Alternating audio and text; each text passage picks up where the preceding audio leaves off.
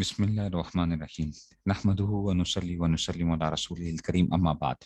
تسیل بیٹی زیور میں اب اگلی جو بات ہے وہ ہے خیرات کے متعلق۔ خیرات آج کل لوگوں میں ایصال ثواب کا ایک ہی طریقہ رہ گیا ہے، یعنی دیگیں چڑھا کر کھانا کھلانا۔ اس کھانے کو وہ قرضوں سے بھی مقدم سمجھتے ہیں، نیز یہ کھانا میت کے ترکہ سے تیار کیا جاتا ہے، حالانکہ طریقہ میں تمام ورثاء کا حق شامل ہے، جن میں بسا اوقات نابالغ بھی ہوتے ہیں۔ سب ورثاء کی رضامندی بھی ضروری نہیں سمجھی جاتی، حالانکہ تمام ورثاء کی رضامندی ضروری ہے، ورنہ وہ خیرات ثواب کے بجائے گناہ کا باعث بنے گی۔ نیز نابالغ وارث اگر اجازت بھی دے تو بھی اس کی اجازت کا شریعت میں اعتبار نہیں۔ کوئی بندہ فوت ہوتا ہے تو لوگ کیا کرتے ہیں، آپ خود اپنے ارد گرد دیکھیں، لوگ کھانے بنا کے لوگوں میں بانٹنا شروع کر دیتے ہیں، حالانکہ وہ میت کے ترکے میں سے کر رہے ہوتے ہیں۔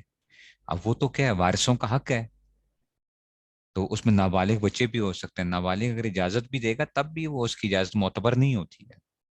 نیز اس خیرات میں ریا کا زیادہ احتمال ہوتا ہے۔ اس کی ایک علامت یہ ہے کہ اگر میت کے لیے خیرات کرنے والوں کو یہ کہا جائے کہ یہ رقم جو اس طرح کھانا پکا کر کھلانے میں صرف ہوگی اور اس میں امیر و غریب تھوڑا تھوڑا کھا لیں گے اور صرف ایک وقت کا گزارا ہوگا، بجائے اس طرح خرچ کرنے کے غریب، یتیم اور دیگر مستحق افراد میں بانٹ دو تاکہ ان کی مختلف ضروریات حل ہو سکیں اور ان کا چند دن گزر اوقات آسانی سے ہو۔ تو بعض لوگ تو اس کو میت کے لیے خیرات ہی نہیں سمجھتے، لوگ یہ سمجھتے ہیں کہ یہ خیرات ہی نہیں ہے، کیونکہ ان کے ہاں خیرات وہ ہوتی ہے جس میں دھوم دھام اور بھیڑ و ازدحام ہو، لوگ آئیں جائیں تاکہ معلوم ہو کہ خیرات ہوئی ہے، ورنہ کیا معلوم کہ خیرات ہوئی، یعنی یہ تو سراسر ریاکاری ہے جس کا کوئی ثواب نہیں بلکہ الٹا گناہ ہونے کا شدید خطرہ ہے۔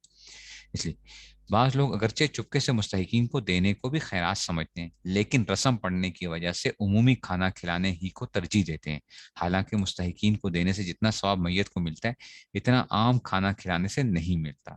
دیکھو، ایک آدمی کی ضرورت ہے، اس کو دوائی کی ضرورت ہے، آپ کہتے ہیں نا تم کھانا کھاؤ، اس کا بچہ بیمار اسپتال میں پڑا ہوا ہے، آپ اس کو وہ نہیں دے رہے، آپ اس کو کھانے کھلا رہے ہیں، تو اس کا کیا فائدہ ہو جائے گا؟ لہٰذا میت کے لیے خیرات کی چند شرائط لکھی جاتی ہیں جن کے مطابق خیرات کرنے سے میت کو زیادہ سے زیادہ ثواب ملنے کی امید ہے۔ میت کے لیے جو بھی خیرات کی جائے اس میں یتیم کا مال نہ ہونا چاہیے، مطلب اگر ایک بندہ فوت ہوا ہے، اس کا بچہ میں سے یتیم یعنی کوئی بچہ موجود ہے، نابالغ بچہ ہے، تو اس کو مال نہیں جائے، ورنہ کھانے اور کھلانے والے دونوں گنہگار گار ہوں گے، میت کو ثواب پہنچنا تو دور کی بات ہے۔ خیرات مستحقین اور غریب افراد کو دی جائے، مالدار لوگ کھا گئے تو غریبوں کو کھلانے والا ثواب نہیں ملے گا۔ اب سارے آگے کھا رہے ہوتے ہیں، امیر غریب، تو غریب کھاتے ہیں تو چلو پھر اس میں سے ایک ہو گیا۔ خیرات میں دکھلاوا و نمائش مقصود نہ ہو، ورنہ ثواب کی بجائے گناہ ہوگا اور میت کو کوئی ثواب نہیں پہنچے گا۔ کھانا کھلانا ہو یا کوئی اور کار خیر، اس کے لیے کسی خاص دن کو اس طرح مقرر کرنا کہ اس کی رسم پڑ جائے اور اس دن نہ کرنے میں لوگ ثواب میں کمی محسوس کریں، یہ جائز نہیں۔ کسی بھی دن رسم ڈالے بغیر خیرات کریں۔ لوگ کہتے ہیں جمعرات کو کھانا پکاؤ، بھئی جمعرات ہی کو کیوں پکاؤ؟ کیا میت کو ثواب صرف جمعرات کو پہنچتا ہے یا اس کے علاوہ بھی پہنچ سکتا ہے؟ مسکینوں کو کھانا کھلانا الگ کار خیر ہے اور قرآن مجید کی تلاوت الگ عبادت ہے، ان دونوں کو ضرور اکٹھا کرنا، یعنی کھانا سامنے رکھ کر فاتحہ پڑھنا اور فاتحہ سے پہلے کسی کو کھانا نہ دینا ایک ناجائز رسم ہے، اس کو چھوڑنا واجب ہے۔ ہم نے جب سنا ہوگا نا، فاتحہ کرو جی فاتحہ، وہ کھانا سامنے رکھتے ہیں اور پھر اس کے اوپر وہ تلاوت کرتے ہیں، پھر پڑھتے ہیں اس کے اوپر۔